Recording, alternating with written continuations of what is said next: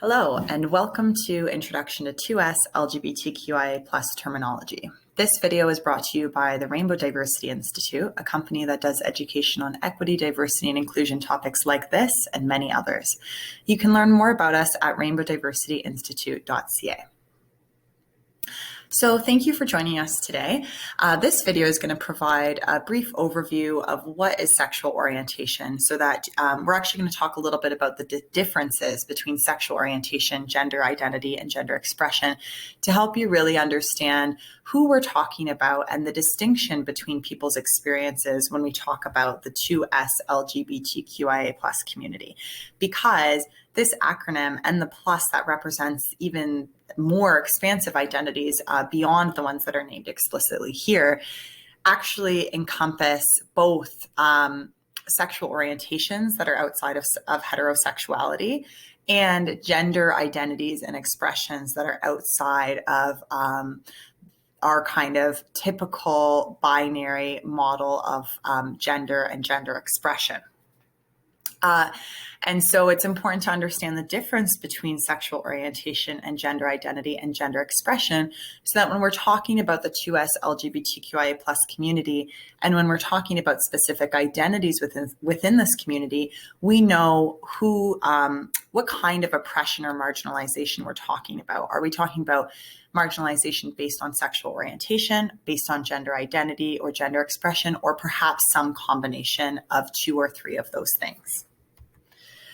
So when we talk about sexual orientation, we are referring to who someone experiences sexual attraction for.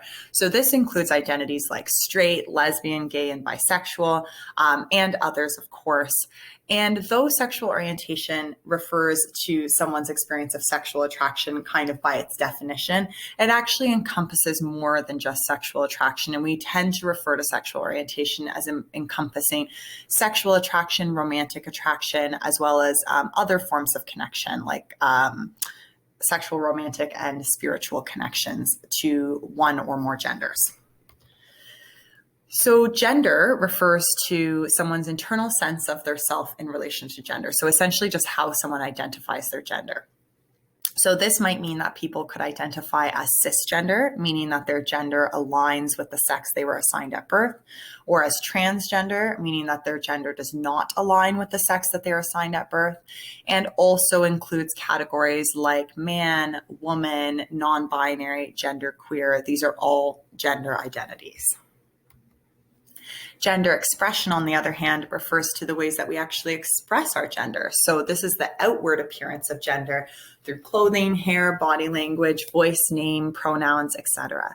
So regardless of our gender identity, we all engage in forms of gender expression, whether these align with the cultural norms or the way that we're expected to express our gender based on our identity, or if these are different from the cultural norms or the expectations of us.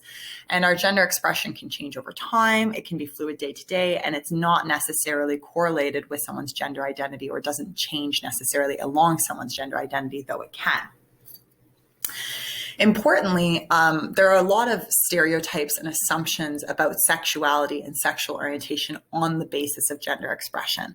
And so that's why these concepts are kind of connected, because though they're distinct, in that they actually refer to two different qualities or experiences, they can be tied in that you will notice that folks in the 2SLGBTQIA+ community tend to engage in forms of gender expression that don't align with our cultural norms because they tend to be experiencing gender and sexuality kind of outside of this kind of norm.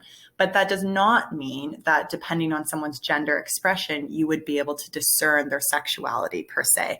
And so it's important to know what the distinction is between these concepts so that we can better understand what people's experiences actually are. So I want to thank you so much for watching this video, and you can find more videos like this at rainbowdiversityinstitute.ca.